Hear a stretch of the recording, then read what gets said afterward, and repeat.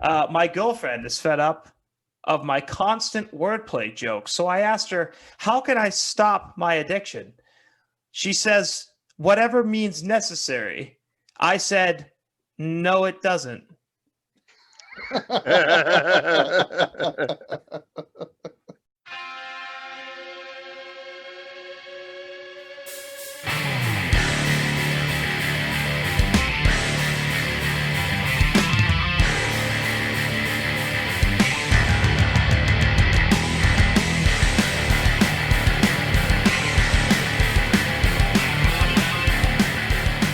All right, welcome to a very special 30th episode of Bros, Bumps, and Beers. I am the EST of Triple B, Pat Gagne, and with me on his potato camera is Matt Tooties Gagne, and of taking a swig of his beer, the producer, the shirtless wonder, Jordan, the jackhammer, Schofield. We should have got Matt a camera for Christmas. Like, that was right there, and we didn't even think of it. I got a little tripod for my phone. You did. Podcast. You literally got the thing to like hold a camera, but we didn't get you the very thing that I probably need. But I guess it's the audio. It's like not like people. Speaking of video content, though, my kid got a bunch of games. Did I see correctly? Did he get Kerplunk? He did get Kerplunk. He also got what's Kerplunk again? Jordan has never heard the one with the marbles. Oh, the sticks. The sticks. Yeah, I know, but like this is going to be tough podcasting. So Kerplunk, folks, for those of you at home, are like Jordan. I'm pretty sure everybody knows what Kerplunk is. What if they don't? They got to. What if they're like me and they grew up in a household full of Monopoly and Risk? Jordan, I'm sorry that I cut you off from explaining Kerplunk. Thank you. Kerplunk is when you have all the sticks. They look like spaghetti that you haven't cooked yet. But they don't break if you like sneeze on them because it's so easy to break spaghetti. That's why I don't make it. I think I'm just too strong for spaghetti. Let's talk about it. And then you put them like through holes, and then if you keep pulling them out of the holes, and then when the marbles drop, you lose. Yeah. So is that it? Did I nail Kerplunk? What else did he get? Yeah, you nailed it. Mac, every time you say a game, I'm going to explain it how I know it. Oh, good. Crocodile Dentist. Oh, this game's fantastic. First of all, crocodiles are modern day dinosaurs. They're absolutely terrifying. They're my biggest fear. And a crocodile dentist, really, just what a niche market. So really what you're doing is Matt, are you pulling the teeth, or is it more like a whack-a-mole situation? You used to pull the teeth. Now you press them down. Right. Oh, and does it close on you? And it closes on you after a certain point. Listen, I would be scared of that today. Yeah, absolutely terrifying. Because I envision it happening to me. It comes down pretty hard too, right? Oh yeah. No, not anymore. No. But... Oh, okay. Like back in the day, it used to be like bloody knuckles for children. Yeah. For some reason, and this is just the way my brain works now, I see my kid opening these games, and I'm like, man, if the three of us play these and film it, that's great content for social media. I could see the stick pulley one being fantastic. I feel like the trash talk alone playing Kerplunk would be worth the view. Oh God, it's unbelievable. Like Matt, any other games? Was that the only two? No. What else did he get? He got some polar bear one where you break ice. Oh, that's cool. Oh, I heard that one's awesome. Yeah, and then he also got he's 4 and he's really good at this game. You ever heard of Spot It? No. Now you're gonna have to explain this to me. You put 2 cards down, and there's a bunch of pictures on the card, and every card has 2 images that are the same. I don't know how they do it, because you can just draw 2 random cards, and there's 1 image on each that is the same, and you have to be the first one to spot it. He got the NHL version. The kid draws even with me, and his knowledge of NHL teams as a 4-year-old is unbelievable. Like, he's like, I don't have Mighty Ducks, and I'm like, what? Matt, I'm pretty sure your son is going to be that kid in school. Every time that there's an oral presentation project, he's going to find a way to do it about hockey. And I mass respect that. There's always that one kid who just all they like is hockey. And they're like, I'm going to do a project on that. You know, I was that kid with football, so I can tell you life is pretty glorious. He's starting to get into football too, which I don't know how pumped Janelle is about that, because if he does get into football, then even though I'm not a huge football fan, that could kill our Sundays. So I would argue make them a lot better. Now, does he want to Not play in her it eyes, or but just watch it? I'm not sure yet. If he wants to play it, it'll be later in life. I'm not letting him play it till And if he ever wants to play it, tell him that to go see Uncle Jordan, and Jordan will show him his shoulder. He won't want to play. First of all, this shoulder there's nothing wrong with it. I'm a perfectly normal, fully functioning human being, both in mind and Staring at body. me right now. Staring at me. Second of all, Matt, depending on his size, he may have to come to Vincent Massey to play a little football. If he's what I think he's going to be, he has defensive end written all over him, and I'll turn him into a star. He'll be fantastic. I personally think had I played football, I could have been a pretty good defensive end, but Totally. Well, Matt, you would have played linebacker. Matt, are you saying at 6'3" and over 225 pounds, you'd be a good football player? I don't believe you. I think Matt's downfall would be his legs, to be honest with you. But I'm quite quick. Yeah, but so. I could just see if I cut blocked you, your knee might just shatter. Just nothing. Yeah, I probably would. You're I'm trying to right. think, man. Or what do you would have been a You'd good light fullback, some people Matt. up before that knee would blow out, though. Yes, he would. Yeah, you would light some people up. Matt would have been an amazing high school. Like you would have been a star in high school, and then you probably would have just lost interest once you got to university. I think that's where it would have gone. Matt had almost had a very good relationship with the university football team. I believe, Matt, if you want to tell the story, didn't one of the players ask you to just do his notes for him? I'm sitting. It's like my first. That's awesome. So I did my U1, and then I got into the faculty of physical education to be a gym teacher. And I'm sitting beside this guy. He's a big guy. I was like, I'm going to go sit beside that guy. I think he plays on the football team. That'd be kind of cool to be buddies with the guy on the football team. He's sitting there, and syllabus gets handed out. This is going to be one of the tougher classes too. This guy leans over and whispers to me. He's like, hey, dude, are you going to be here for every class? I was like, yeah, I mean, probably. That's the plan so far. Yeah, he's like, he's like, okay, cool. If I pay you $20 a month, will you just photocopy your notes for me? Because I don't know how many of these I'm going to get to. It's pretty early. I was like, $20 is a ridiculously low sum of money to pay you. Yeah, I was like, man, I said $20 a month. Can you do $20 a week? He's like, I don't know if I can get that kind of money for you. I was like, who's giving you this money? He's like, oh, I can't tell you that. No. I was like, okay. As a football coach in Canada, it boggles my some of the kids who go to these Canadian football programs think they're going to Auburn. Oh yeah. And they just need to look. Just be a little self-aware, right? I looked. This guy was a backup linebacker. Yeah. So he should be showing up to every class. He should be showing up. He should have. But then you look down on the front row. Who's in the front row? These three huge human beings. They're all linemen. Well, I found out linemen. O-line and quarterback are the two traditionally highest GPA athletes on the football team. And in the CIS at the time, it was CIS at the time, in U Sport, apparently wide receivers are quite bright as well because they don't come to the huddle very often.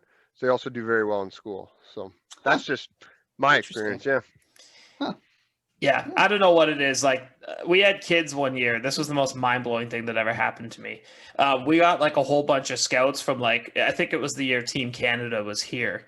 And we got scouts from Western, just schools that are legit in Canada. Western, Laval all showed up at our school to do a single day of a combine for our kids only, which is bananas for that to happen. Cool. And some of the kids sat out because they didn't want to hurt their stock.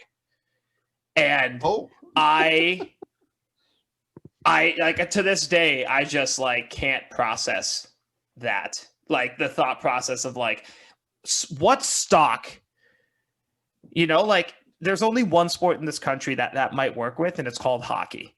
If you're playing football, the best kids from up here might get to go to University of New Hampshire off the start. Okay, so just like I give would it a totally be able to sec. find that on a map too. Totally be able to find that. It's right next to Old Hampshire. They just built it right beside Oh, Yeah, it's yeah, like It's like a renovation part of it. it. Yeah, Matt would Yes, call it exactly. New Hampshire. Oh, Sure. yeah. All right, Hey, Pat, hey, go ahead. Speaking of stock, Oh, look at speaking all of us Oh, trying to transition. No, I want to go, do my Matt's. I feel transition, not your transition. Matt's gonna do a good Yeah, transition. Matt. Okay, Matt. Segue. Go. Pat, were you like day trading or something? Are you wearing a tie This is correct. I am wearing a tie. Why are you wearing a tie? with Now, a let's t-shirt? Okay, first of all, Well, it's called a tie because you put it on it. That's what the T-shirt is. It's tie shirt. yes. So Oh, I'm I always wearing wondered what the T stood for. There you go. I'm wearing my fanciest sweats. I'm wearing my most fanciest AEW wrestling shirt, and I capped it off with my nicest golden tie to go along with the nice yellowish color of the E in AEW. Because, ladies and gentlemen, this is our awards and year-end wrap-up show, our first one we've ever done. First of all, Did you just Macho Man? But I nobody did. could see you, Macho Pat, Man. did we have chances? the Macho Man. Did we have chances to do? Did we have chances to do other ones and just didn't get to do them? It's What our do you mean? first year, of course. Of course, this is our. I know, first so one. it's very exciting. It's very Okay. exciting. So it's our first of many annual awards. Oh, hey, Banquets. fingers crossed. Fingers crossed. Also, are you sitting on the floor? Yes, that's correct. The wife and I, still married, 2 weeks. Congrats to me. We decided to make a floor bed in our basement. Just a bunch of cushions Pat's on been the floor. flying high recently, so he's trying to stay grounded. Yeah. Oh. He doesn't Yeah, even just- need that Twitter site. No, I got it. So I'm so a bunch of cushions on the floor. We have enjoyed sitting on the floor lately. We have a very expensive couch behind me. Why we're not sitting on that, I don't know. But we are enjoying this time on the floor. It's colder down there too. It is. It is. I like it is. the We have cold. lots of different blankets, but this is the life we live now. We are. It's floor never people. not fun to make forts. You know, just take the opportunities whenever you can. Oh man, I can't. Forts I'm are gonna sweet. Matt. When we're allowed to go to people's places again, I'm going to your place. I'm gonna make a sick fort with your kids because forts are sweet. What's the age? Because forts are really only used for two things throughout a life, and it's either playing or having sex in. So what's the Okay. age? What's the age where forts? Like, what's the hard switch line? I think you can keep making a fort without it being weird until about 7 or 8. Okay, Really? okay. So really, I would put it above that. Would I you? would put it like at like 12. Because if you're making a fort at 8, and then you're making a fort at 18, it's for two very different things, probably.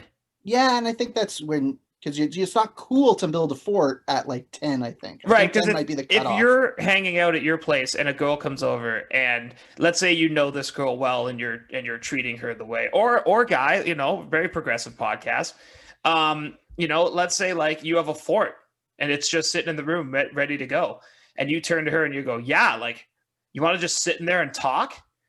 I feel like that's a weird vibe. You know, that's kind of like a serial killer vibe. Yeah.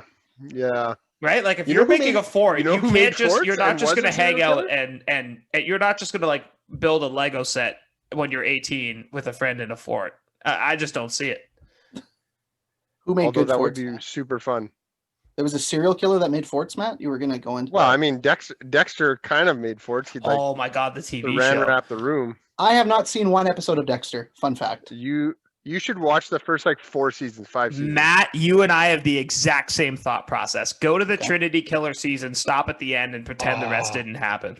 Fair. Okay. That's what Good you to should do. Oh, and I think it's coming back. Is Yeah, it? I think it 'Cause is, Yeah, the I'm end- pretty the sure end it's coming sucked. back. Yeah, I think Yeah, that. Well, sucked. I I've mean, never what have seen those that. actors done since it's over? Like, talk about like Last Gas, Michael, whatever your name is, guy. And I it's love too that bad because actor. he was in Pushing Daisies before. I think he was Pushing Daisies. Sure. Sure, I have no the idea. funeral home show, and he was pretty good in that. Do you know that that guy married his sister from the show briefly in real life, and then they divorced? Yeah. That's it. That's interesting. That's an interesting. She's also an all-time like scene to scene, like, is she hot or not? That actress. Yes. It was She's very like- mm. Sometimes you're very much into it, and other times you're like, not so much. It was And, that gif of the woman drinking the Coke like that really popular meme of the girl just like Yes. consistently changing her mind. That's what I think of every time I saw her on the screen. Oh, okay. Fair. Now, speaking of What- changing your mind, what's everybody? I know we're not doing. You know beer what? reviews, She but is probably anybody- liked forts after 18. Oh hell yeah, she liked Yeah. sports after Yeah. 18. She seemed like a absolutely. big forts after 18. That's fair.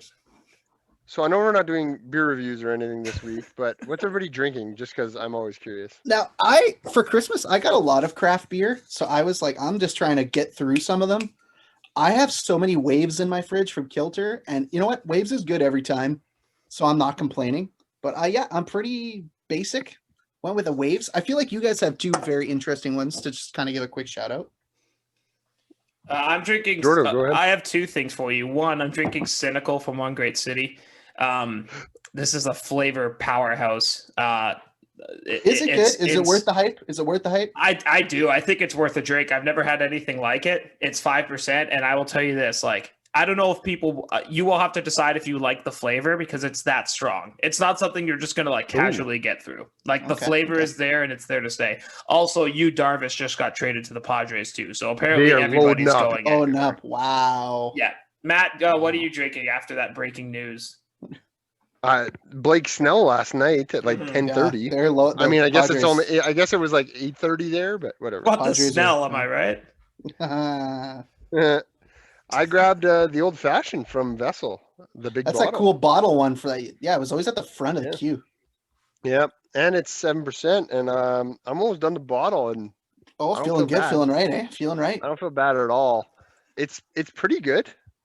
I'm not a big old fashioned drinker because I don't really drink hard alcohol, but I think it tastes like an old fashioned. So You know, everybody Pretty good. says that that's like one of the marquee standard cocktails that you get from a bar. I have never had one, but everybody who has had one swears by them. Okay, I thought you were going a different direction with that. I do think they're ferociously overrated. Okay. okay, so what are they exactly? So It's orange zest.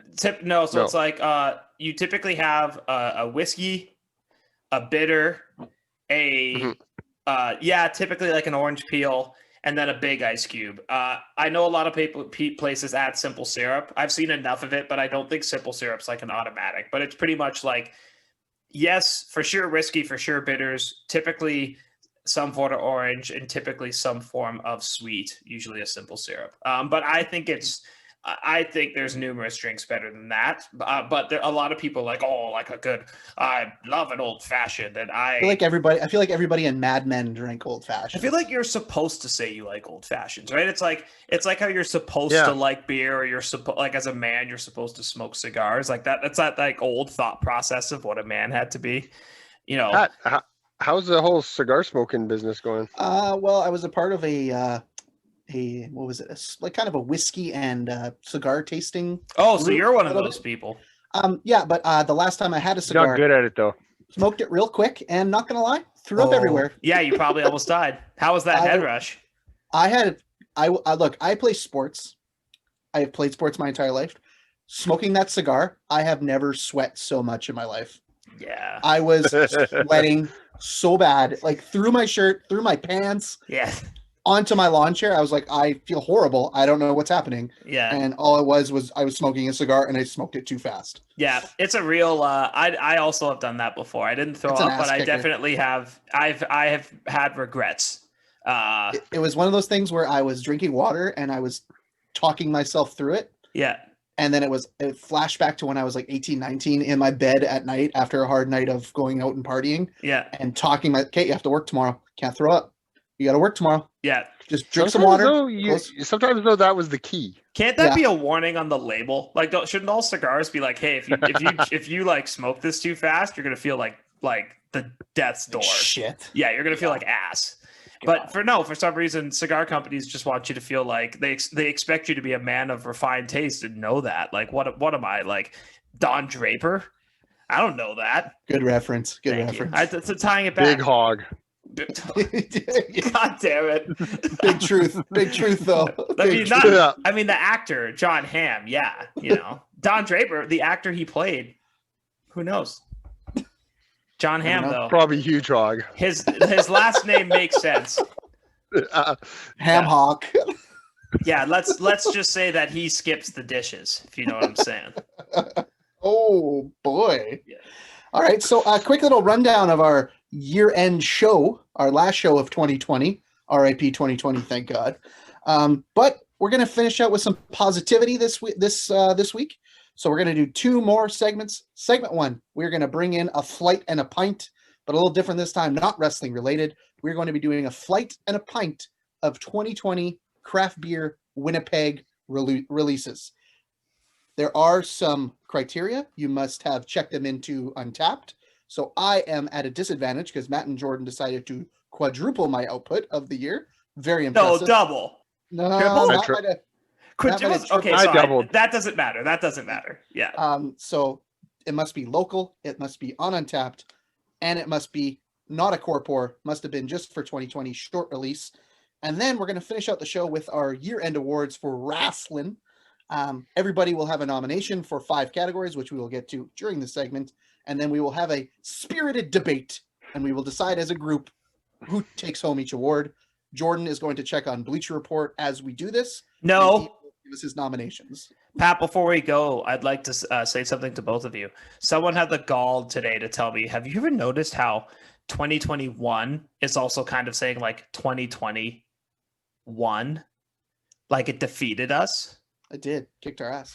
Oh, It's like it's taunting us. Like the next year, 2020 put it in place as like a middle finger to us.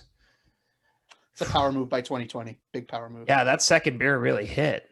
2021. All right. So we will get out of here and we will come back in a minute with our flight and a pint of 2020 craft beer releases. This is dangerous, JR. This is real dangerous. All right. Big back. We so back.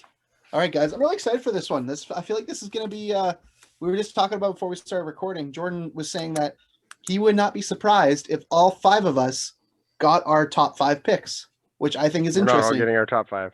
I don't think so. No, I think there's a few at the top. We'll all kind of jockey for position to get it, and I think the bottom half of the draft will be something we like. I think your last 3 picks, you'll get what you want. Yeah. But I think the first 6 is gonna get. Yeah, it'll be quick to get it off.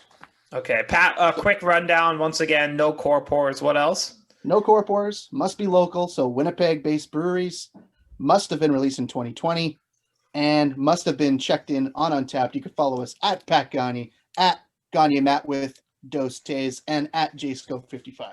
And also, for the people listening to this, before we even start, for the people listening to this, realize we haven't drank absolutely everything that has come out. So, Close. like, if you want to, probably pretty close. But if you want to come on our social media feeds or whatever and be like, I can't believe you guys didn't pick this, you're entitled to your opinion. And that's the great thing about craft beer is everybody has a different opinion of what's good and what they like. Do it on Twitter But, so we like- can yell at you. It's hard to yell at you over Instagram. I mean, put it in the Instagram comments if you want, but do it on Twitter so we can yell at you. Yeah, I just feel like people who are like, oh, this is the best beer ever. You've tried every beer that has ever come out in Yeah. the world. Yeah, 1919 isn't the best beer ever. It's pretty good. it's pretty good. It's pretty good, though. It is pretty good. All right, That's so a core porch you can't pick Matt, up. I'm glad you threw in that caveat because it's like very true. It's like that's why Pat said it has to be on our Untapped because then we've tried it. Yeah, So exactly. yeah, if it's not on here, we probably haven't tried it, or you have taste buds like sandpaper. all right, Yeah, so that's fair. the way I think I that's fair. figured we would do this, I have the least amount of check-ins, so I will pick last. Oh, I was gonna go the other way. I think you should be Yeah, I allowed was to gonna go go the other way. first, You think so? You and want- I will Yeah, I think go. you should That's go a good first. thing. Okay. So Matt, you Okay. would go second because I think I I have had more than you. just more than you. Oh, I did had you? Did you just I had pass me? 397.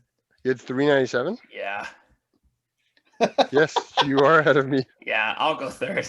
You came on strong in like the last 6 weeks, eh? I pretty much all I had in my life because I wasn't even allowed to leave my home. All I had in my life was once a week I'd go to the queue. I'd get 1 to 2 of everything that I'd never seen before, and I would come home and I would buy every release. That was really all that I had this year that kept me sane. Alrighty, so we're gonna go Pat, Matt, Jordan. Yeah, and then snake style. Yeah, Yep. absolutely. All right, Pat. Well, don't fuck this up. I put some pressure on me here. So I think this will be one that all of us wanted to get, and I think we all appreciate it. Okay, And before you even Oh. pick, okay, can we all Don't agree? say the name of the beers. No, I'm not gonna say Don't the name do of it. the beers. can we all agree, like, there's gonna be a lot of Kilter on this list? There has to be. There Killed- not as much on my list as you would think. That's incredible. All right. I'm 'Cause- just gonna say, like, if we were handing out a brewery of the year, there's some really good stuff coming out of a lot of breweries in this city. yeah. But Kilter kills it. They man. they took 2020 by storm. They raided the city of Winnipeg. I don't think anyone was close in doing what they did. But Pat, I'm interested to see because All right, so my first pick, I like to think it's a no-brainer, considering the three of us. If you listen to past episodes, I think we all enjoyed it. We all looked for it. We all tried to get it. We even had some of it put on hold for us. I'm going to go One Great City, Cute Little Number.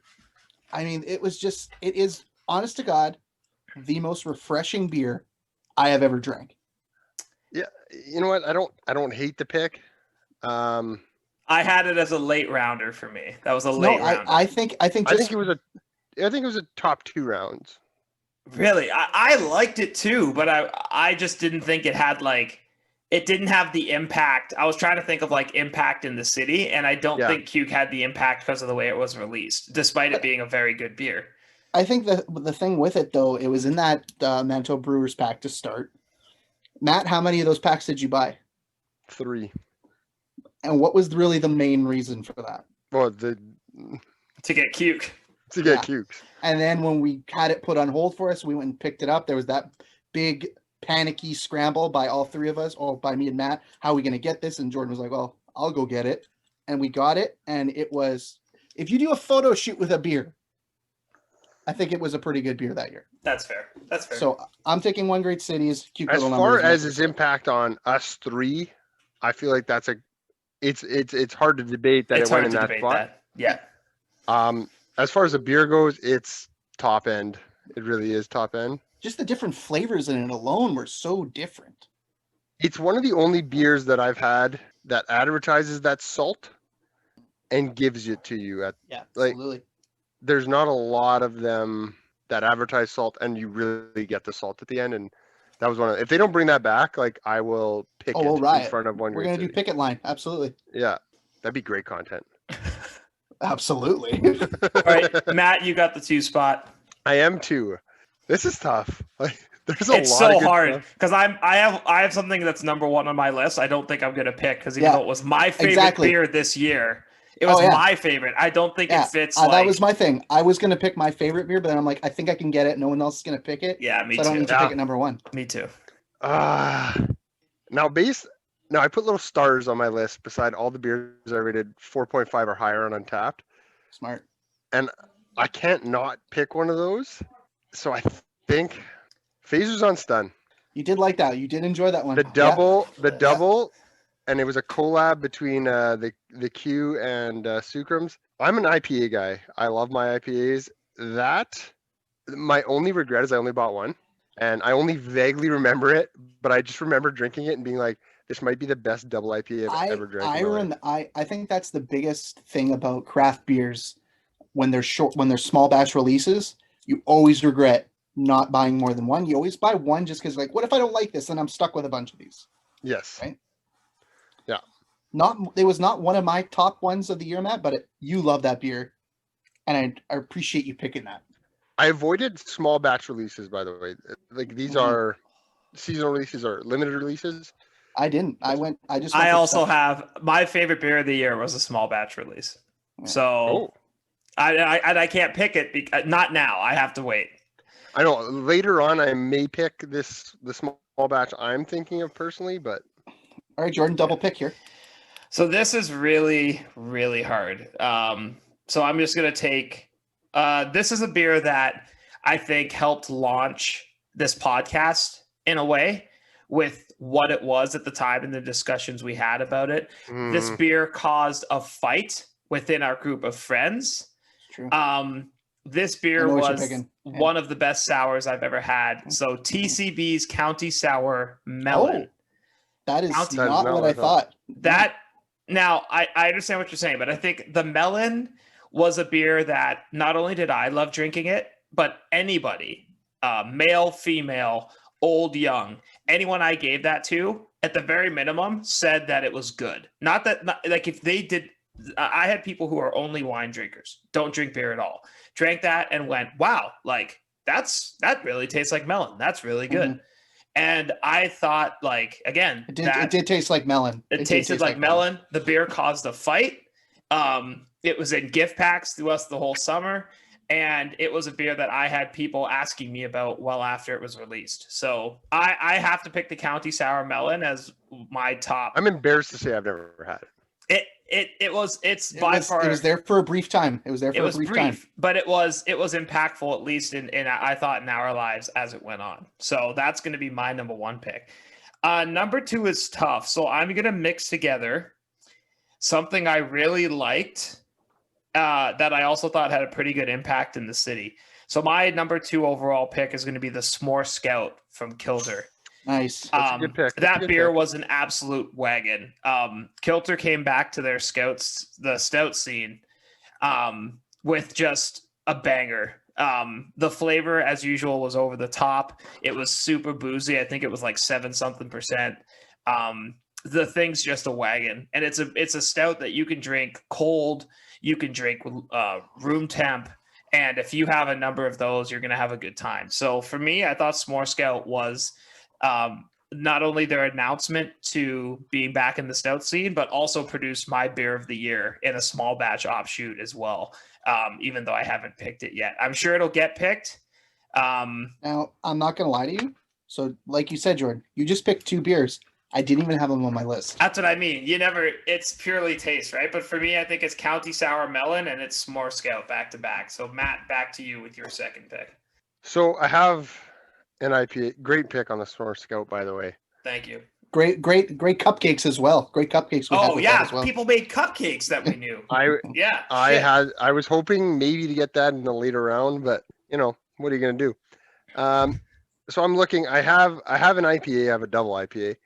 This year was my awakening to the sour game. Wow. Matt, are you going to take a sour as your second I am pick? going to take a sour. Holy shit. Big if true. I'm going to take a sour with my second pick. And my list asses in the jackpot if Matt's taking a sour at 2, because there's something out here that's not going to be I have to do it because, oh no. But, and I'm struggling here because there's 2 that I want to pick, and I have to only pick one. Just keep the gaps between your talking tight. That's all I ask. There's gonna be a lot of editing, so keep it rolling for me. Because I'm really struggling here. I know. I can tell when you struggle to when you're formulating your words. I'm writing it down. Your gaps get huge. So I'm gonna stall, and then you're gonna pick as I'm talking, so I don't have to edit the shit. I wrote it down. Curmudgeon. All right. Curmudgeon. Fuck that! I had that sour fourth IPA on my list. That was almost my first pick. So I go back to I'm in Florida. I'm in Dunedin, Florida. I'm at the Dunedin Brewery, and I see sour IPA on their thing, and I ask the guy, is it more sour or is it more IPA? He goes, perfectly balanced. And I'm like, all right, man, come on. Like, I've drank craft beer before. Like, it's actually perfectly balanced. I drank it. It was way more sour than it was IPA. And at that time, I wasn't really into the sour game. And then Curmudgeon comes out. That is the perfectly balanced sour IPA, the most perfectly balanced sour IPA I've ever had. You get the hoppy finish, but you get the sour tartness. It's Torque does a lot of stuff good. They did this over the moon, in my opinion. Yeah. And the best part is you drink 2 of those and you are on your ass. Yeah. It's great. It's so great. I love a beer like that. I mean, I can't, I'm just going to, Pat, you had it last week. I'm going to shout it out again. Strathcona's Apple Pie Sour. 10%. It is a weapon. A weapon of a beer. And it is amazing. Pat, I think we're back to Matt. Awesome pick. I had that 4th on my list. That was 4th. Now, Pat, before your dog eats, because it's literally over your head right now. Fenway is over your head. Please make your next 2 selections. Now, this is when I think we're going to disagree, and I think it's just this is preference for me, and I want to make sure I get it, and I want to make sure it was high, because I honestly love this beer. I thought it was the most drinkable, most sessionable, the greatest thing I drank. One of the greatest things I drank all year. God damn it, you're going to take something. You'll disagree with me. I think Matt will disagree with me more than Jordan, but the local motive pale ale from the collab between Vessel and Beer Boutique. I just love this beer. Wasn't even on my list. Not on my list, but I thought of that as we started this as something I didn't write down, and I regretted it. That was my biggest surprise good beer of the year. I had no reason to think that was going to be as good as it was. There was no reason for it to be that tasty, and it was incredible. It did make sense. I got the howler, and I regret it because I should have got the growler. That's how much I love that. You know what that beer had going for it?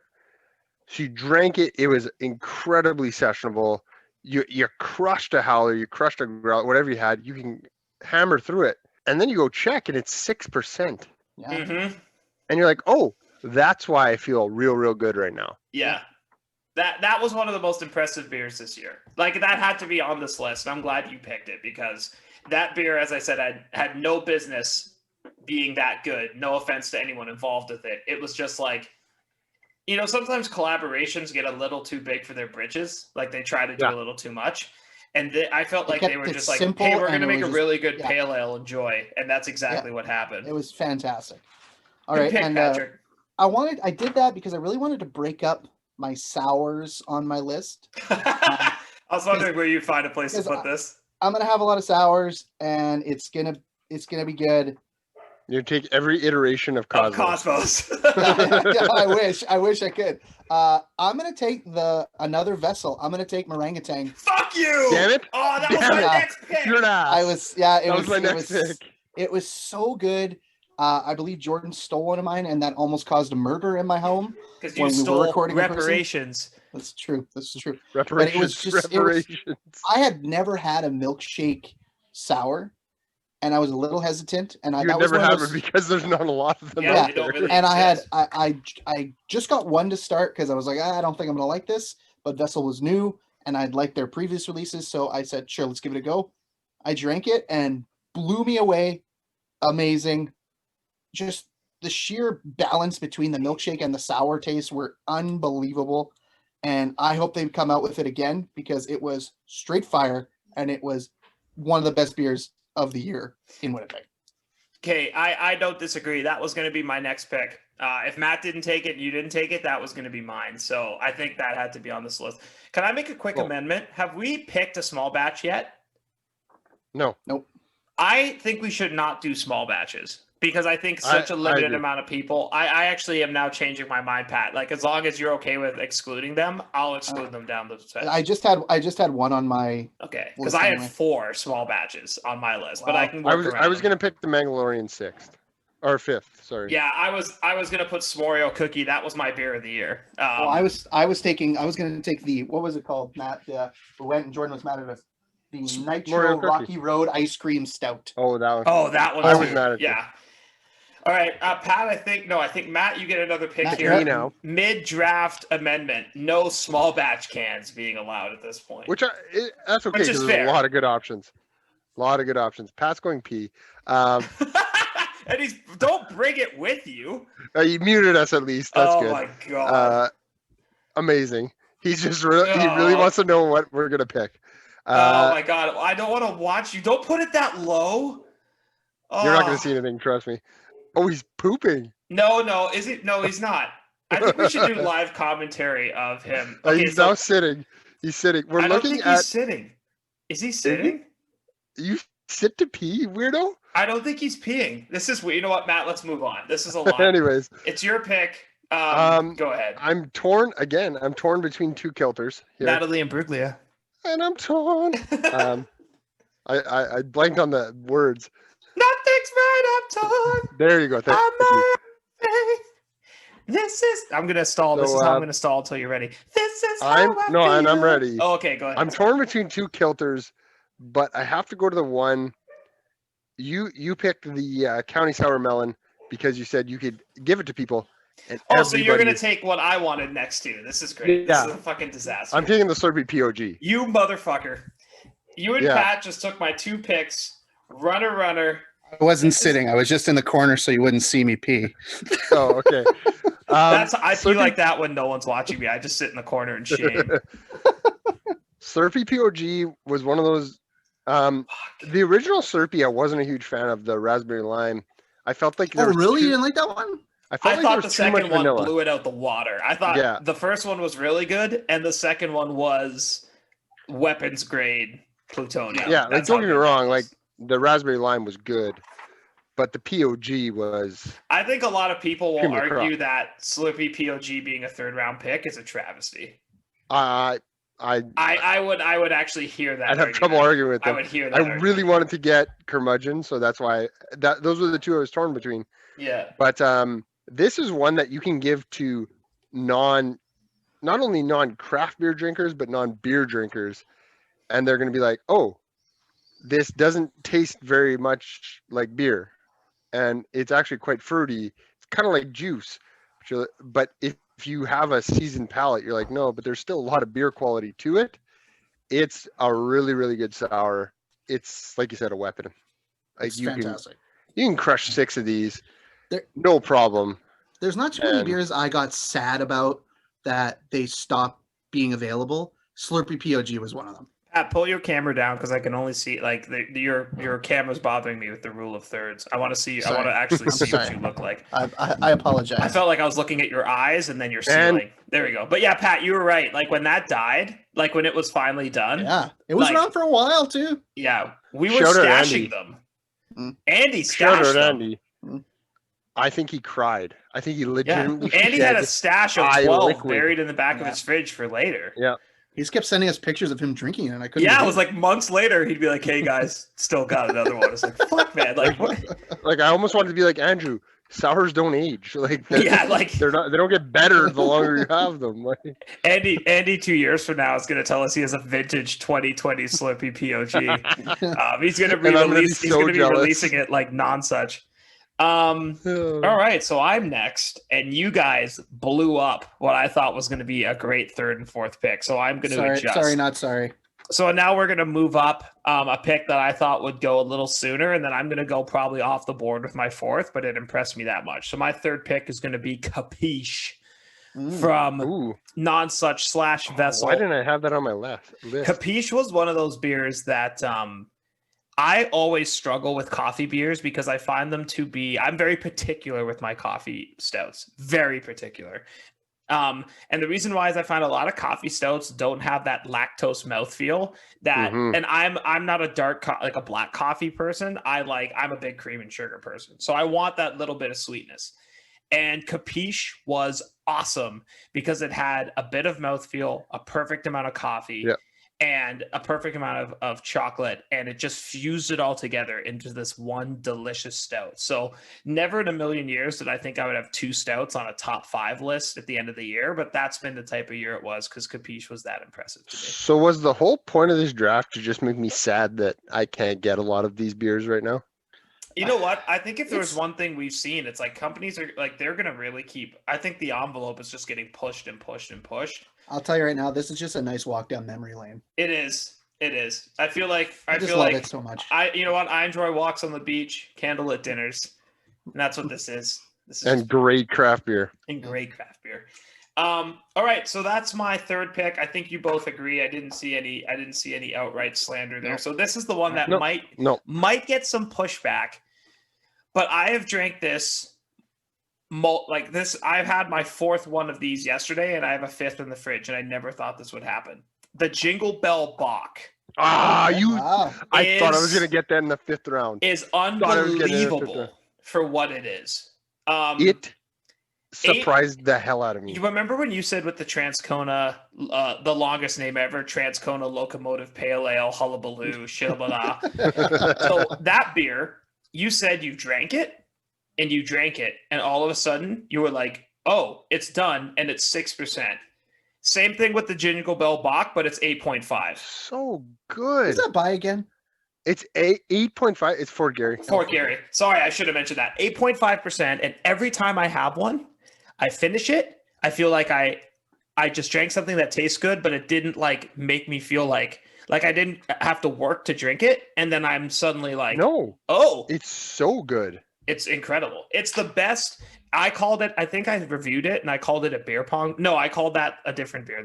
That's a beer pong beer. That 8.5%, That is a beer pong beer if you want to have a good time. So that's going to be my pick. The Jingle Bell Bock is, I think, a sleeper for one of the best beers of the year. I did not realize it. Jordan, I fact checked you.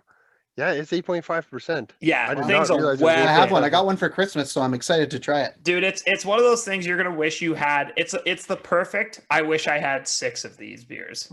Like if you're just like you're starting around dinner and you're gonna stay up a while and you just start and you just slowly methodically work your way, like you will sleep soundly by the end of the night. I love the Jingle Bell Box. So that's going to be my 4th round pick. Not what I expected. I thought that was going to be a 5th rounder too, but now that I talk about it, I'm happy I got it higher. So Matt, back to you with your 4th rounder. All right. Oh my gosh. Matt, while you're thinking about it, 1 second. Oh, what do you got there? I have, I don't know what this is. Double Blanche de Lac. It's all French, and I don't know what kind of beer it is. So buckle up, folks. I don't know what. Well, if it's a Blanche, it's probably a white. I'm assuming it's a Blanche. Yeah, Blanche. It's like a wheat, maybe. All right. So I don't want to go back to Kilter, but I'm going to. You have to. It was their year. It was their year. Are you picking Space Jam? Yeah, I am. I knew it. I knew it because I had that top 10. So not to steal your thunder. I apologize. I just had it's okay. So Space Jam was one of those ones. I was very much into craft beer at the beginning of this year, but as the pandemic kind of progressed, I started getting way more into the local stuff. If I couldn't get at the LC, I wasn't drinking a ton of it. But then I started going to the actual breweries. So when Kilter opened up and this Space Jam came out, I was like, fucking middle of nowhere too. Kilter is the definition of a hidden gem, and it's got jam in it. I was like, this is probably not. It's gonna be too sweet. So good. And then you drink it, you're like, oh, I'm gonna drink all 6 of these that I bought. Why I bought 6, I'm not really sure, but I'm really happy I did. And the best part about any Kilter beer is you look at the percentage and you're like, oh, by the way, it's 6.5%. Yeah, and Space Jam, great movie. So I mean, can't go wrong. Hopefully the second one with Braun is decent. All right. My turn? Yeah. Pat, you look stressed. No, I'm not stressed. No, this is you know what's hard about this is the stuff that's gonna get left off. Yeah. I feel bad. Now, this one I'm gonna get emotional about it. Oh. This was the first release that I purchased. I had a gateway drug to it, and it was the original Cosmos. Oh, it's the marijuana of craft beer. It was.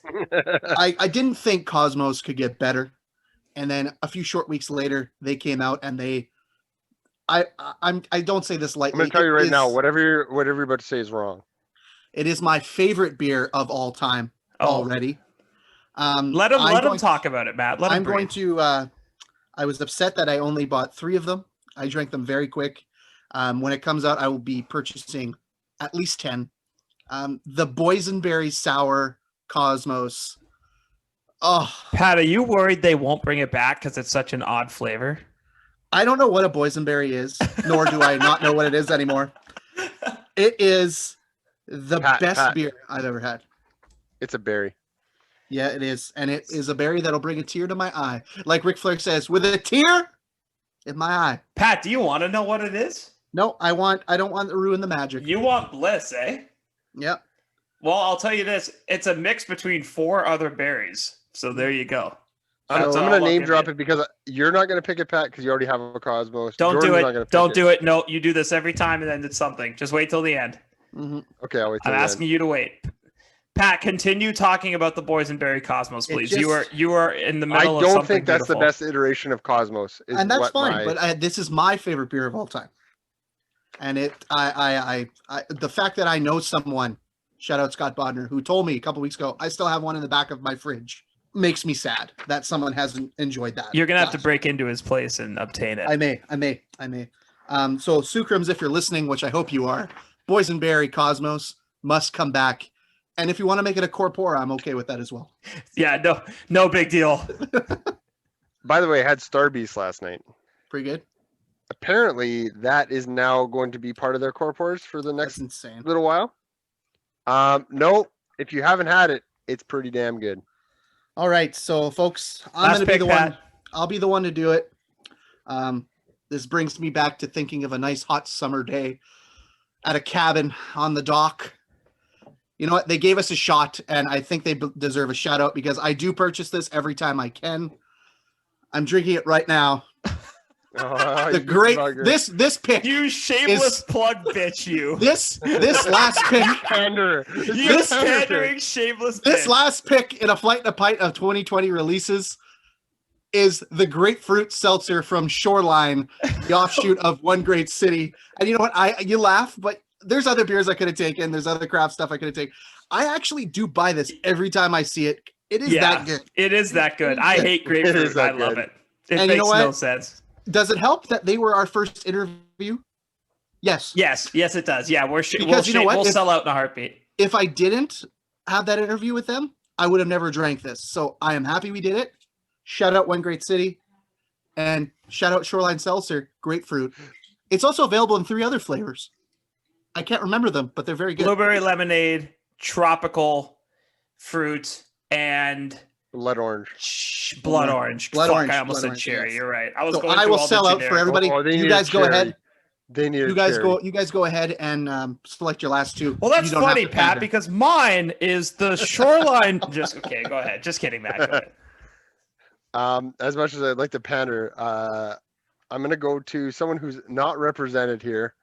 I'm gonna go to Barnhammer, No, don't do it. Don't fucking do it. Don't do it. the Loam-grown You son of a- Saskatoon Why? milkshake. Unbelievable. Yeah, I did it. That's such a random one for you to take. I love that beer. Me too. What is it? Sorry. It was my I couldn't- top It's 8. the Loam-grown Loam-grown. Saskatoon milkshake sour. Oh, Or that milkshake one, yeah. IPA. Milkshake Yes, IPA, yeah. sorry.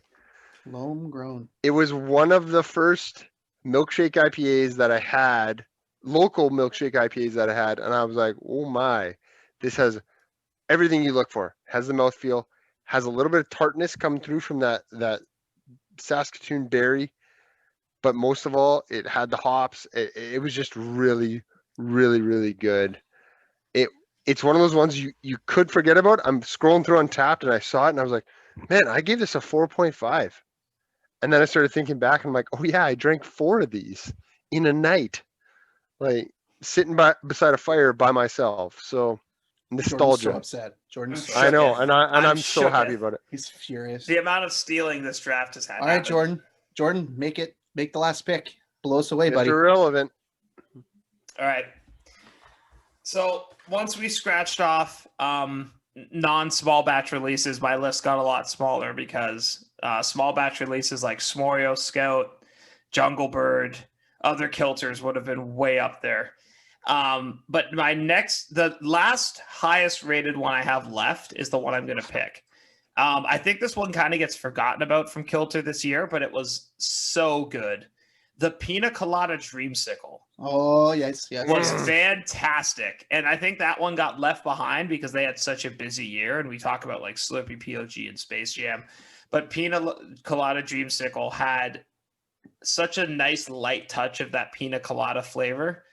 And then finish it off with that typical Kilter mouthfeel and Kilter alcohol percentage. So that's my last pick is Pina Colada Dreamsicle. All I will say is I didn't get that initially because the orange dreamsicle I did not like. Not at all. I didn't Yeah, like I wasn't it a fan. I'm not a fan of that in general. Like that So flavor then- I don't like. So then I went to the queue and they had a limited amount of the pina coladas. I was like, okay, I'm gonna grab one, and I drank it. And I was like, Regretted it. Regretted not buying more. yeah. I was like, damn it, why did I wait? I have one. I'm just going to quickly, like we have 5 minutes left on the Zoom. I have Okay. one honorable mention. So let me just say it and I'll let you guys get to it. My main Sure. honorable mention was Fog Machine. Mhm. Fog Machine, The newest one was the newest phenomenal. one. No, not the newest one. Matt, maybe it wasn't Fog Machine. I think I might be blanking. One of the kilters was the catalyst for the IPA resurrection of Jordan Schofield. And I think it was Fog. I can't remember which Fog Machine it was, or if it was Secret Weapon. Maybe I'm misremembering.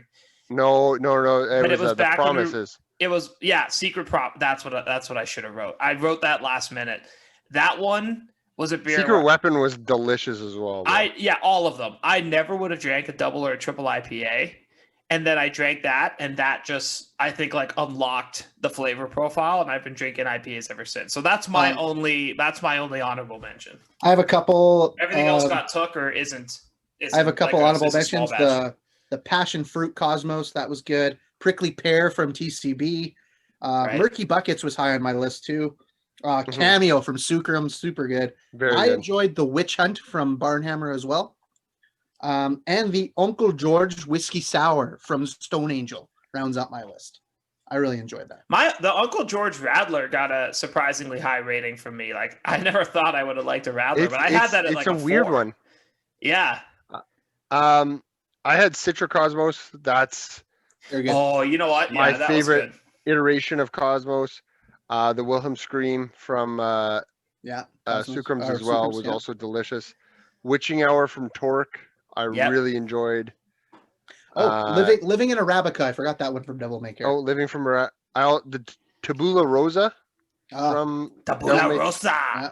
The last two that I'll say, the No Coast IPA from Brazen Hall, super surprising. Didn't expect much. That was really good. Very sessionable. And the last one from our friends at Little Brown Jug. I hope they're our friends. But the Monarch, very good. That was really good. Brown ale, yeah, very good. That knocked me for a whirl. Because I was like, that's not the whirl. Not on your ass. Knocked you for a whirl. It hit him so hard. I think I was going to say knock me on my ass, but then I was like, sent me. Matt is that meme where someone gets hit and then it changes to like his body going through space and it's like, bing, bing, bing, bing, bing, bing. He's still going. He's still going to the internet. A quick recap. So Pat selected first. He went Cute Little Elmer from One Great City. The Locomotive, the collab between Vessel and Beer Boutique. Then he went to Vessel again for Orangutan. Then he went to the greatest beer of all time, the Boysenberry Cosmos from Sucrums. And he finished out with a shameless plug for our friends at One Great City with the Grapefruit Shoreline Seltzer. Matt had Phasers on Stun from Sucrums, Curmudgeon from Torque, Slurpee POG from Kilter, Space Jam from Kilter as well. And he finished out with the Loam Grown from Barnhammer. I won, by the way.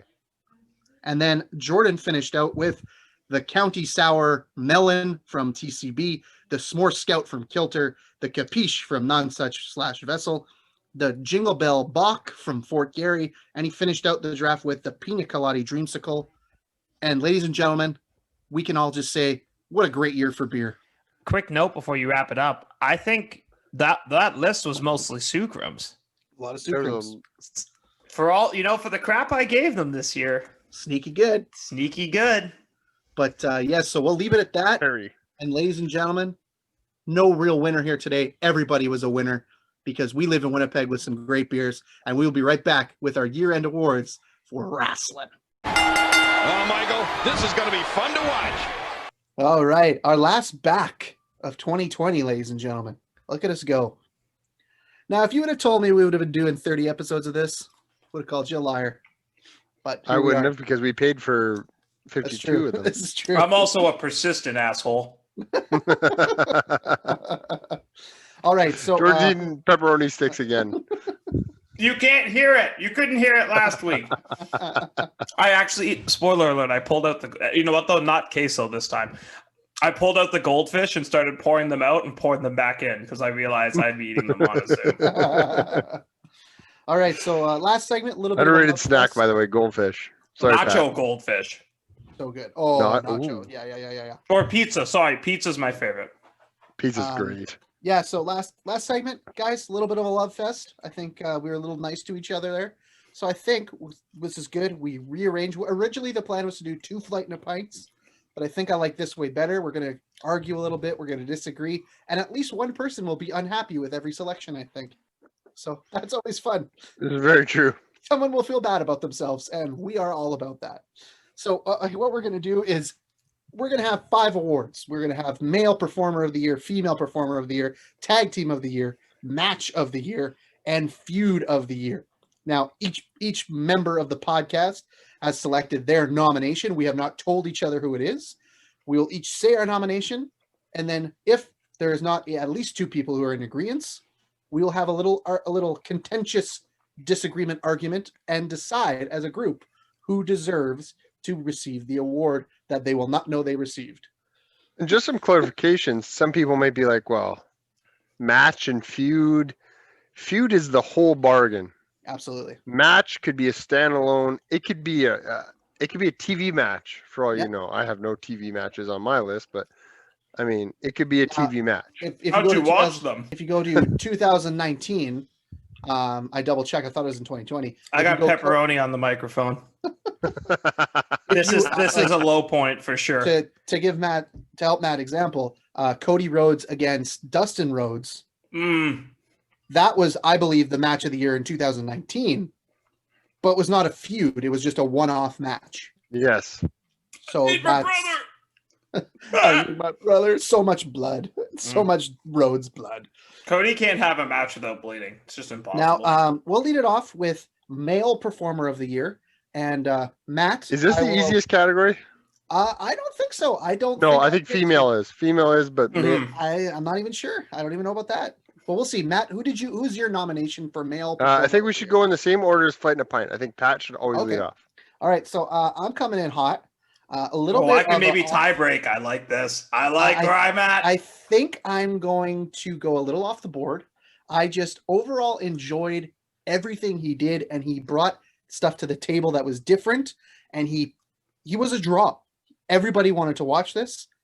I am nominating Pat McAfee as Male Performer of the Year. That's dumb. That's a waste. I don't So like dumb. you're doing a gimmick. No. Yes, you are. That pick is that dumb. You did not actually just nominate Pat McAfee. Mm-hmm. He's a part-time wrestler. No, excuse me. He's a part-time personality. He was on 2 shows. Name me 3 other people that were more entertaining than Pat McAfee this year in wrestling. We will. Matt will probably name someone, and I'll name someone else. I can guarantee you I could name 5 that were not more entertaining, but more relevant. While still being entertaining. I don't know. All right. Hey, I say Pat McAfee. That's just a personal preference. I wanted to go a little off the board because I think I know who's going to get. You're just doing it. As a podcast, we would have to stop talking about wrestling if we publicly said Pat McAfee was our pick for this. But hey, look, I think I know who's going to win the award. I just didn't want it to be a slam dunk. I actually don't think you do. I don't think we all do. I think we're all going to pick different people, and this is going to get weird. I think there's 2 people. Okay, Matt, who's your nomination? Who's your nomination? I'm going to pick the guy that I know Jordan's not going to pick because I really, really want this guy's name mentioned. I'm going to pick John Moxley. Oof.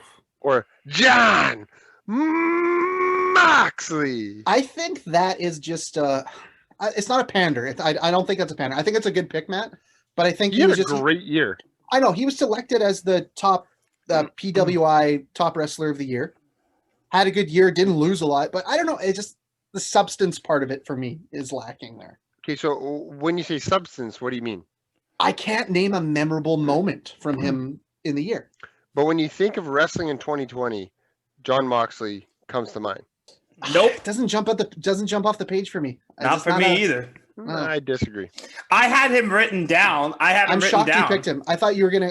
That is not who I thought you were gonna pick. The guy. If Jordan doesn't pick the guy I want to win, I'll be pissed. Okay, so boy, when it comes down to Jordan, that is tough times. Why would you do that, Matt? Why would you do that? Pat, I immediately regret every decision I've ever made. Pat, can you give me a hard times and a dusty and a can you be a hard times?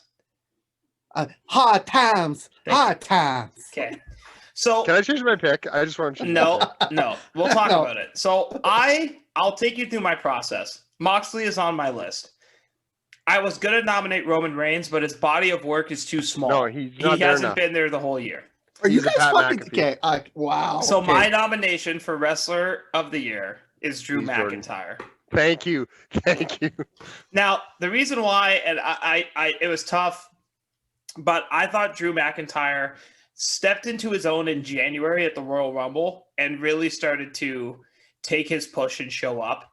He was asked to carry one of the main brands through some of the tougher times of the year. He's also a redemption story, coming back from a pretty poor arc early in his career to reinventing himself. And he's a creator wrestler.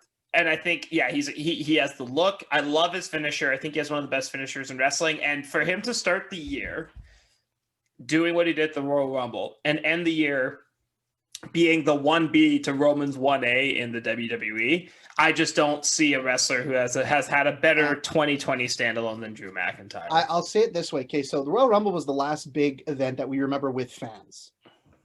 Edge had the best moment of that Rumble, but that was Drew McIntyre's Royal Rumble. Edge had the best moment as far as his entrance goes, but that crowd erupted when he claymored Brock over the top rope. That's when you knew he arrived. I argue this would not even be a conversation if there were fans. No, I think that's the other way. I don't.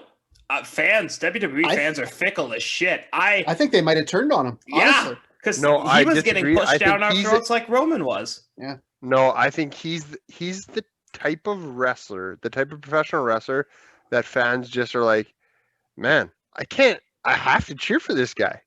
He's almost a little bit anti John Cena, where you look at the guy and you're like, I just think he's so fucking cool. Yeah. Like he's just good. I was flipping through channels the otnet and I stopped on Sportsnet 360 and they were replaying WrestleMania 30.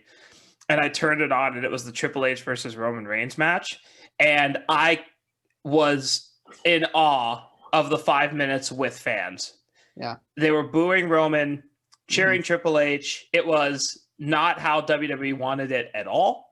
No. It was such a weird thing to watch in 2020 was the idea of fans cheering and booing off script while two wrestlers were in a ring. It was the weirdest. It was weird. I think this has been a good thing for Drew McIntyre because there is no fans to guide creative. There is just, we're going in this direction. And I think if you ask in general, the wrestling community, everyone's behind Drew McIntyre with the big sword now, the big broadsword. And you know what, Matt? I think just by the way we're talking about it, you put Jon Moxley, and I think he's up there. Pat McAfee was kind of just, I thought there was no way Matt was not going to pick Roman Reigns. I thought there was no way. Roman Reigns missed 6 months. He missed 6 months. Yeah, and I understand why you didn't pick him now that I really think about it. But I think just the way we're talking about him, Drew McIntyre is 100% the male performer of the year. Oh, I mean, yeah. I think we can all agree. So you heard it here first. The Bros, Bumps, and Beers podcast has awarded Drew McIntyre 2020 Male Wrestler of the Year. Yeah. Wow. Without much contention, I might say. I don't think we're going to have contention until we hit tag team. All right. So we'll go to female performer of the year now. Disagree, sir. Disagree. I will female, I think it's a 2-horse race. I will lead off the How dare you call these women? I'm just kidding. I will lead off the nomination for female. I think we're going to have 3 different answers here. For me, the top female performer, it comes from WWE. I think it's Asuka. She was on my list. I think she has a case. But I'd like to hear. I'm gonna be extremely blunt and perhaps terrible about this. I don't think you can win Wrestler of the Year in North America for us if you don't speak the language. And I that's terrible, but I think it's just a part of the way it goes. I disagree with that just because the way she was presented was entertaining. And I think she's one of the most versatile women on their roster because she could do anything. She could be a tag team. She could be in a one-on-one program. She could be on any brand. I think she benefited from Charlotte going away, though. Yeah, but I think once Charlotte left, it was like, who do we lean on? And I think there's 2 other names that come to mind. But I think Asuka, if you want to have a great match, Asuka can have a great match with absolutely anyone. And I don't say that lightly because I think the other 2 people you guys might pick can have a great match with everybody. I think Asuka is so disagree with that. I 100% disagree. I think Asuka is so versatile in her style that she can have a good match with Nia Jax or Sasha Banks. And those are 2 very different styles. So I'm nominating one Asuka. will get you killed. Yeah, absolutely. All right, Matt. So who's your nomination? I'm going to nominate Bayley. I loved her heel turn. I thought her character work was phenomenal. Her gimmick work was phenomenal as like the Karen golden role model, like all this, like I'm a role model, I'm the captain, all this kind of stuff. I think her in-ring work is Bailey-esque. We talked about it last week. She had her and Sasha had that great match in 2015. I think 5 years later, she's still having not just the best female matches of the year. She's in the conversation. She's in the top 10 for match of the year every year over the last 5 years, I think. And again, I understand what you're saying, Matt. I think with me, I just don't like Bailey in general. I've never You're been not a Bailey fan. fan. Yeah, and I think that's what's tough for me to even consider her to be the top female performer of the year. So I get your arguments, and they're valid, but if she's one of those ones where it's like I just don't get her, and I don't like it, so I'm not into it. All right. I like it. Well, here's the thing. I'm not a Bailey fan either, but I wrote down Bailey for me too. Wow. You did it. I mean, I know what my pander pick should be. I mean, Rhea Ripley's the female wrestler of the year every year. Didn't have a great year though. Rhea might actually. I was thinking about it. Rhea might be my most disappointing wrestler of the year, and I don't think it's her fault. I think her booking was bad. But Bailey was asked once again to carry the company, getting belts everywhere. I think Sasha Banks is a runner-up. I think Sasha, if you're going to nominate 3 different people, Sasha would be the one. And that's what I thought was going to happen. Yeah, but when I wrote down like who I thought should be the winner, it was Bailey, and it wasn't even a category where I could play devil's advocate because I thought this was like a runaway train. I also think this is the pinnacle of Bailey has no business. Like Bailey, I don't know. It's hard to say. Bailey just seemed like such a right place, right time thing. The Karen thing is perfect for her. And I think something else I like about the Karen thing is I think Bailey can come back to it as she gets older. Like as she becomes an older wrestler, the Karen thing actually fits even better because Karens are older. So I think it's like it just lines up really well. I think Bailey really found a sweet spot for herself with that. Low key, there's 4 wrestlers in wrestling right now that if you throw them on commentary, like the old commentary spot where they're doing commentary during somebody's match, and they're entertaining, Jericho, Kingston, Bailey, and Kevin Owens. Yeah. Those 4, I agree with you. Bailey is phenomenal on commentary, and that's part of her gimmick. Mm-hmm. And you know what it is, though? Jordan says that the Karen gimmick, she can come back to it. I think there's 2 women in WWE whose gimmicks will age well. Bailey's, and I think Charlotte is just this. Charlotte's bigger, timeless. This bigger, like she's Ric Flair. She is the female Ric Flair, just bigger than anything in this world. Is Bailey French toast? Because she's just French normal white bread. She's just normal white bread. Something else. Yeah, I could see that. A little something to her, and all of a sudden, she's French toast. All you need is a little egg wash. And you can't explain it. You're like, it's eggs on toast. Why? I don't understand. And then you watch it, and you're like, I do say I don't like Bailey, but her passion for what she does, loves wrestling. It's all she's ever wanted to do. Yeah, she is. So female performer of the year. I didn't think that one would be contentious. I think this next one might get the Triple B female performer of the year. Thank you, Pat. Is Bailey. Oh, way to go, Bailey. Way to go, Bailey. Oh my God, Bailey. Well, I think I found new stingers. Way to go, Bailey. Bailey. So let's move on to something that had a bit of a resurgence this year, which is the tag team division. Thanks, AEW. Absolutely. And so my nomination, I don't think this will come as a surprise. My nomination for top tag team of the year is FTR. You're so predictable. They are the best tag team in the world. They can have a match with anybody, and they came in to AEW, immediately made an impact, were cool as shit, were allowed to be themselves, took the tag belts, and dominated for the better part of 2020 at AEW. They lost to the Young Bucks. If anybody nominates the Young Bucks, I'm leaving the Zoom. So I nominate FTR.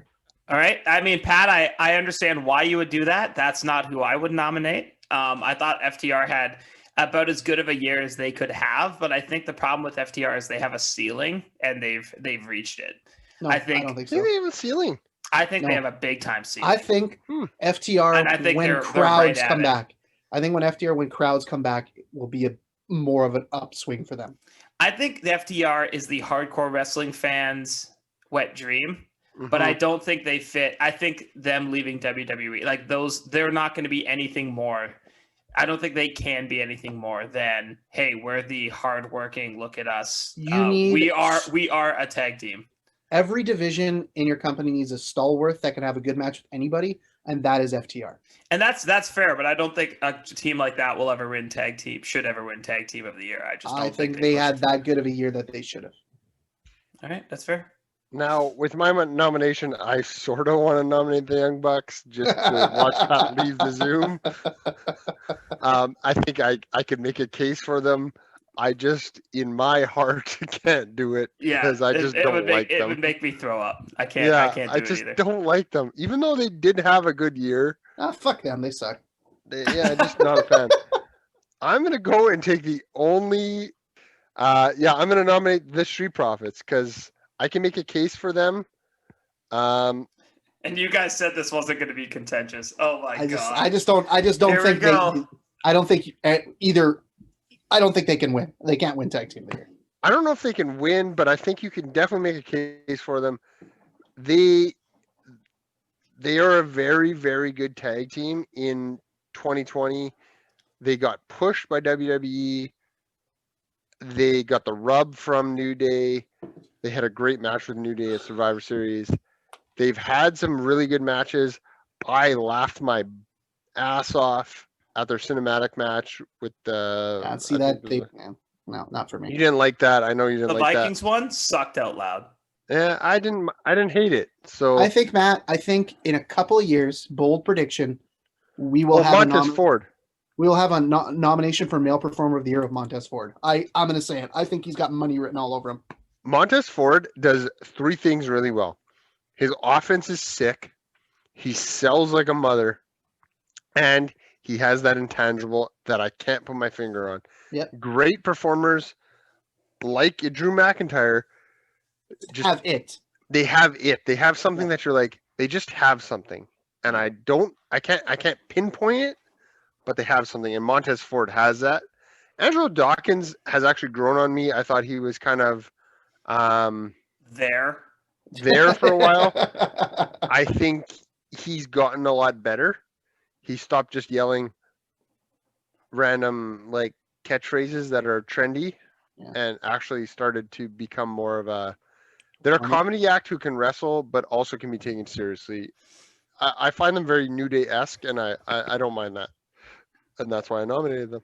All right, Jordan, who's your nomination? All right, well, I mean, just that's not going to win. So keep asking Jordan to carry the podcast. I think there was a very obvious winner for tag team. You can't pick two individuals. You sure can, because they were by far the most important tag team this year, and that is Hangman Adam Page and Kenny Omega. I disagree. They were one of the best in-ring working tag teams. They had numerous storylines play off of them. They wrestled on a boat. All right. That's a pretty big deal.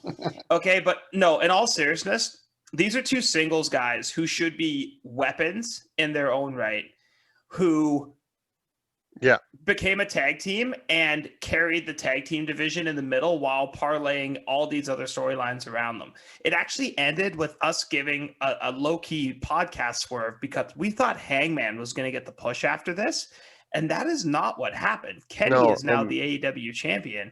And I like what they're doing with them. And I like what they're doing. And when you look around the tag team scene, belts carried a division.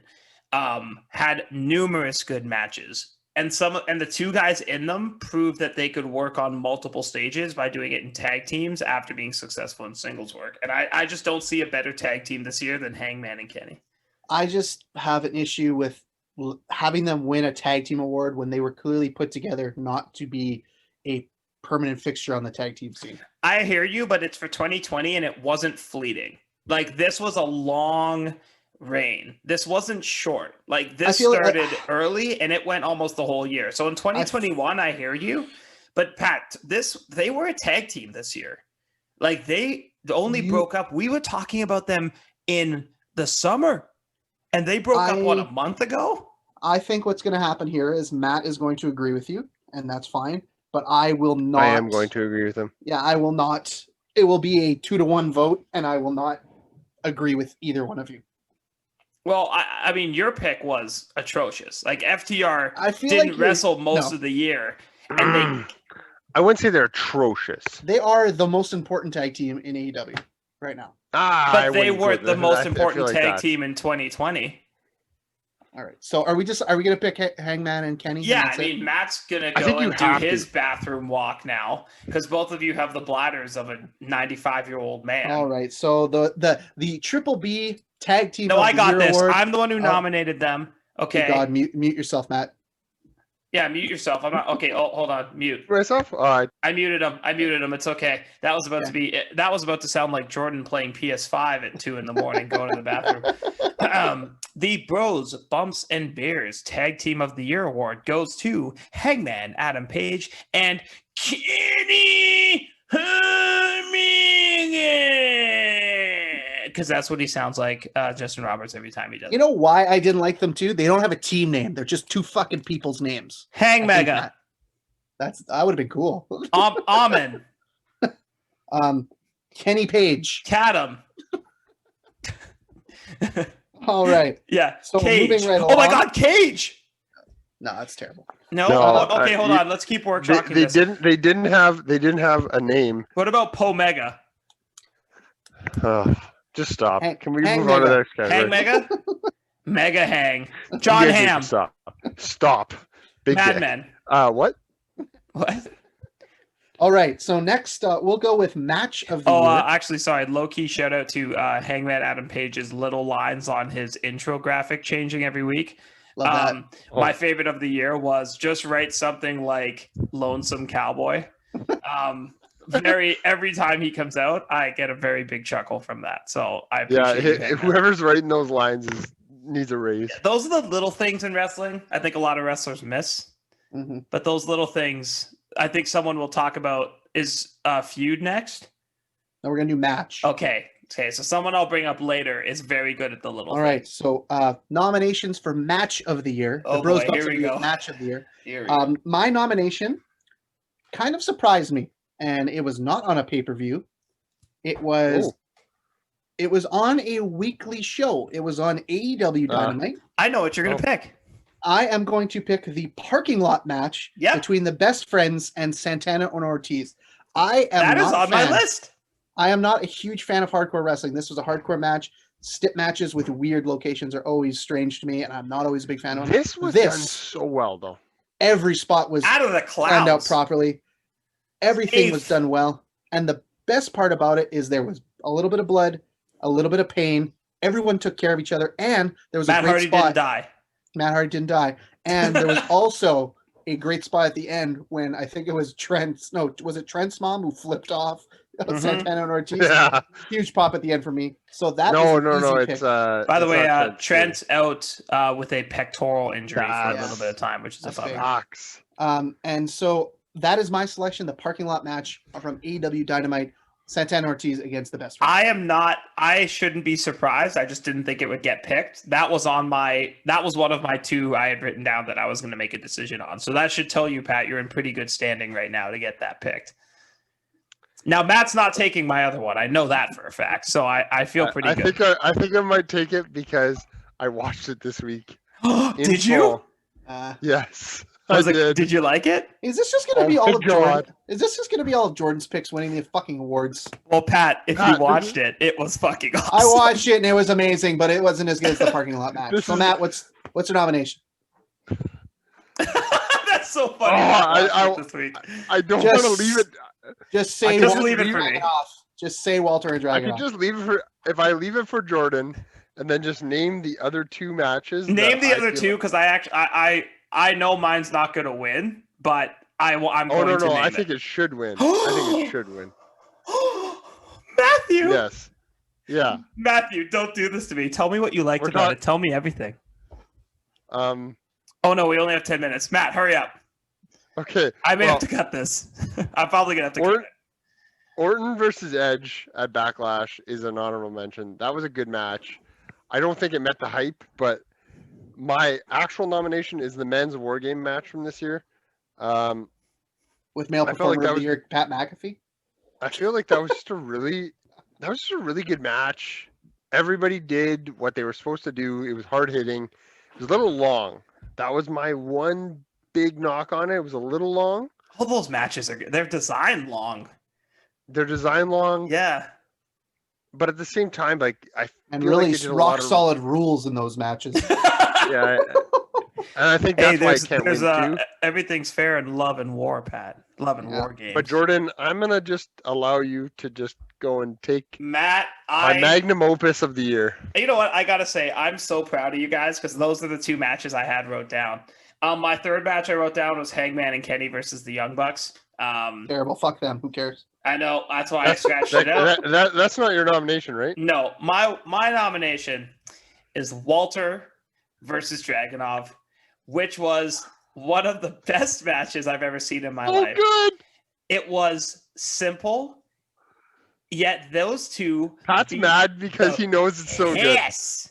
Those two not only beat the shit out of each other, but it was anytime Walter gets in a ring, it's the only time I legitimately cringe watching wrestling.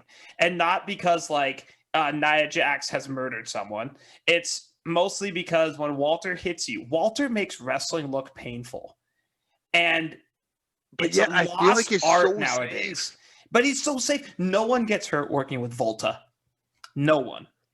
No. But if you watch this match, what I love about it is it had a little bit of everything. The lead up was nasty. The lead up was cruel and vicious. They did a great job working outside of the ring, working inside of the wing, close finishes, high spots. Like, what are we doing here? Are we just gonna, like, every pick Jordan makes, that's gonna be the winner of the award? Because it's right. Have a backbone, Matt.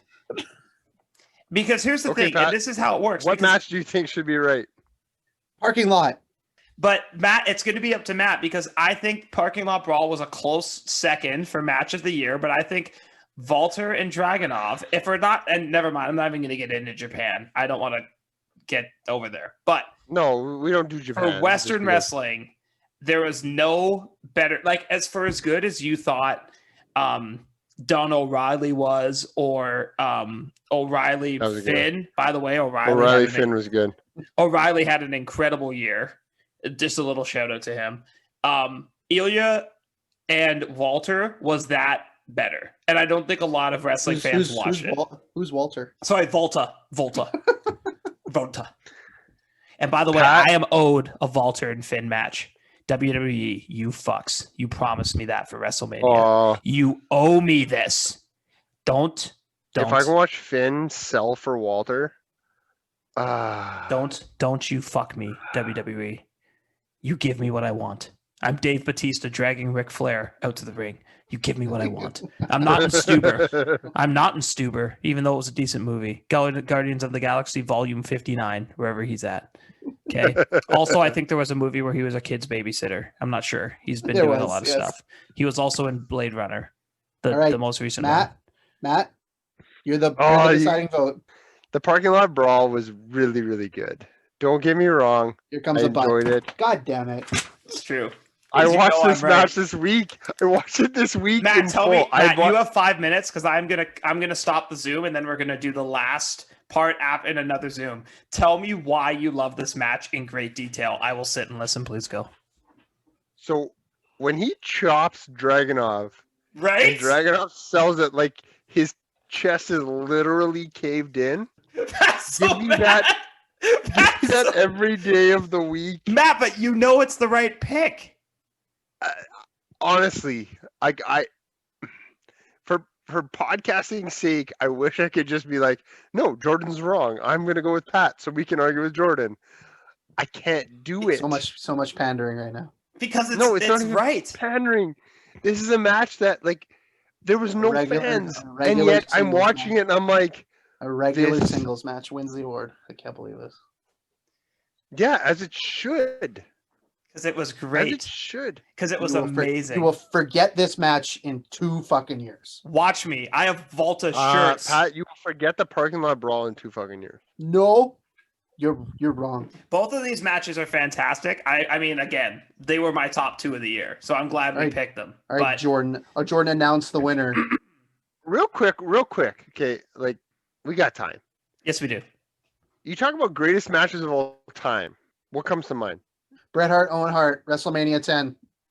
Oh, Pat, is that just a regular one-on-one match? But they were brothers. They were brothers. Brothers don't fight. Steamboat Savage at WrestleMania 3. I beg to differ on that last statement, Pat. Look, Matt. Look, Matt. If you're gonna try and prove me wrong, that's fine. But I'm just upset because I just want one of my picks to win. Stone Cold. Well, make better picks. You picked Pat McAfee for Male Performer of the Year. What the fuck do you think was going to happen? Yeah, that was dumb. I am so happy I get to say this. Oh my god. The winner of the Bros, Bumps, and Beers match of the year goes to Volta and Ilya Dragunov, NXT UK. What a world that I get to announce that. Ooh, this is fucking rigged. So good, though. Okay, and now we'll round out the awards for the evening with, I think, hopefully, something Jordan doesn't suggest will not win. I shouldn't be so good at this. I apologize. Well, Pat, stop picking shitty first picks. What do you mean? My first one was a bit of a reach, but the other two are solid. Other three. Asuka? She's a champion right now. Yeah, but we knew who was going to win. She's not female superstar of the year. You guys are crazy. Okay, that's not. This has already gone way longer than we thought it was going to go. All right, so feud of the year. I could have went a bunch of different ways with this, but for feud, I want to feel something. I want to know what love That's what is. I want to do. I want to feel, and I feel like this made me feel the most. I'm going with Randy Orton and Edge as their feud. I think their match at WrestleMania, though it was long, I think there was obscenely long. I think there was a lot of really great moments in there, and I felt every time, and the lead up to it, to start with the Royal Rumble. I mean, come on, Edge returning. If you didn't get a little dusty-eyed when Edge returned, you wrong. I mean, that was the moment of the year. Yeah. So, and then the whole build up towards that, I don't know. I just enjoy the long match was okay. And then their greatest match of all time really showcased how good they were as workers. I think they were cut a little short with what they were going to do with his injury, but I think he's going to come back and they're going to continue that. And hopefully they just continue it for a little longer after that. But for me, I just love this feud. I don't know why. I think I'm a big Edge fan to begin with. Anything he's in, I kind of fanboy about it a little bit. So my nomination for feud of the year, it was 1A. I have a 1B. If 1B selected, I'm probably going to just go with it. Randy Orton and Edge. Honestly, just hearing Edge's entrance music every day, it's on my workout playlist. On this day, I see clearly. Oh, Metalingus by Alter Bridge. Just the smoke pyros. Let's go. But I think you hit the nail on the head there. They were cut short. Yeah. I think you could have got 3 more months, maybe even 4 more months out of this feud. And it would have, I'm not talking just 2020. I'm saying this is a top 10 feud of all time. Randy Orton was on a heater this year. And I think Edge is going to hand pick who he works with. And I think he feels comfortable with Randy, and I think they could have gotten more legs out of it had he not gotten hurt. If you didn't see Edge getting hurt at some point during this return, you're crazy. Like, he's for sure was going to get hurt in some way. All right, Matt. So who's your nomination? I don't have too much of a disagreement with that. Actually, it's not my pick, but I liked it. And if you didn't cry during his WWE 24, it got a little dusty. You have no little at the Rumble. Got a little dusty at the Rumble. Yeah. Because whatever. Yeah, allergies. Yeah, no, it was a pretty bad. It was a tough January for pollen. I got 2 I want to be mentioned. I have to pick between one, and we'll come back to the other one if it doesn't get mentioned, if you want. Yeah, if it doesn't get mentioned, I'll come back to it. So, I'm just gonna pick Sasha and Bailey. That was on my list because I really, really enjoyed that. That was number 2 on my list. And Sasha and Bailey in a year that could have been not the regression of women's wrestling. I think that's a bad word. But just because AEW, they just haven't figured out that whole women's division. Just put the title on Britt Baker and let her have good stories. Let's put it on Abaddon. No. No, don't do that. Mm-mm. you didn't have Charlotte Flair. You didn't have Becky Lynch. Becky Lynch left, Yeah. what, 2 months after Yeah. WrestleMania? There was no crowd. There's no crowd. Like, you really could have lost kind of all this momentum that the women's wrestling movement has built up. And then you got Sasha and Bailey. They were partners, They're just and then they started feuding. And now even Sasha and Carmella, that's even been a good feud. But Sasha and Bailey, you knew it was going to lead to a match, their partnership, because I even include that because they had instances. That's a hard word to say. Holy smokes! especially after 4 beer. Or like 6. I mean, whatever. I don't got to work tomorrow, so. But they had that dissension. Like every time Bailey would hold the belt up, Sasha would look at her. I just felt like it was really, really well done from beginning to end. And I just think these two they're just destined to feud off and on for their entire career, and that's fine because I think they could win feud of the year 2 or 3 more times before this is all said and done. Yeah. All right, Jordan, your nomination. God, guys, I hope we're not holding things against people because I feel like I'm going to be right again. It's exhausting, but it's a burden I carry heavily. This took 2 of the best talents in AEW and pitted them against each other. The mentor and the mentee. And it gave us, in my opinion, the best promo, the best segment in wrestling in 2020, and that is Cody versus MJF. Jordan, that was my 1B. The best segment was the 10 lashes segment this year. Yeah. Oh yeah. That made you feel. That made you feel. It was good. I didn't think MJF could find a way to be more unlikable without talking, and he did it. And he made you want to rip his head off. You saw Cody be a sympathetic man as well as a man of honor. You got to saw Cody get stripped down and literally beaten in the middle of the ring for the world to see. And they acted it out and drew it out perfectly. So and I think that's another one for me where it's like, it was short, but they can always come back to it. And I think it's like you have wrestlers who are always going to be tied to each other. And that's how I see Cody, MJF, Sasha Bailey, Gargano, Ciampa, just guys who are always going to be talked about together. And I think Cody, MJF, for me, was the feud of the year. I think I agree with you. It was really good. How many matches did we get out of that feud? I think we just got one. We did get a lot of great moments, though. I don't think it's done. So that's why I'm not going to say it's the best one. Just 2 honorable mentions before we get into kind of trying to figure out what was the best feud. 2 honorable mentions. Randy Orton, we talked about his heater. Randy Orton and Drew McIntyre had a hell of a feud this year. They really did. I think it didn't get into that top end echelon because it was a little bit shallow. They had a standard wrestling feud. And I say standard wrestling feud, and then I go to the next one. Jordan didn't pick this. Pat didn't pick it, I think, because it was too short. 6 weeks.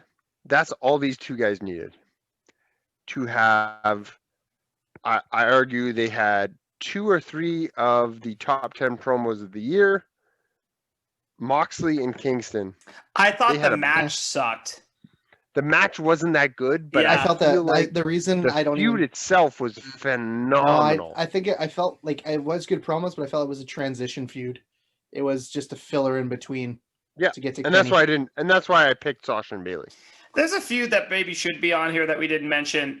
Rollins. Talk about someone who just probably should be mentioned at some point because Seth had a good year, and Mysterio's not because it was good. Yeah. But it dominated. It was literally the dominant feud of the year as far as WWE goes. But, okay, so we have Sasha Bailey. We have Cody MJF. And, Pat, please remind me what you said because we've been talking for Orton Edge. This might be the toughest one because I can see both. But I feel like what we might have to do is talk about which one everyone's okay with. I don't think – I'm not okay with Cody and MJF strictly because it was too short and we only got one match out of it. Fuck. Yeah. If I have to pick between your two, I probably have to pick Sasha Bailey.